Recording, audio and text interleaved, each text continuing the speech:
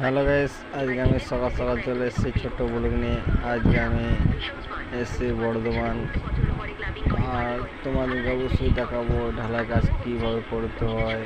আজকে ছিল 300 ছাদ আর হাত মাখাই, আর সিমেন্টের কাজ ছিল 35টা সিমেন্টের কাজ। আর আমরা এখন কুচিয়ে মালপত্র ফেলে এরপর আমরা টিফিন করব। টিফিন করার পর তারপর আমরা ঢালাই লাগবো, আর অবশ্যই দেখাবো হাত মাখা ঢালাইয়ে কীভাবে হয় না হয় সবই দেখাবো। কিন্তু হ্যাঁ, পরের ভিডিও দেখাবো অবশ্যই।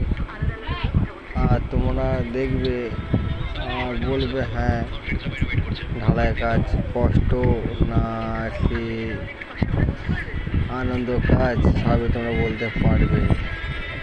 এটা তোমাদের কাছে অবশ্যই চাইবো তোমরা কি বলতে চাও, কী ধরনের হয় করতে হচ্ছে।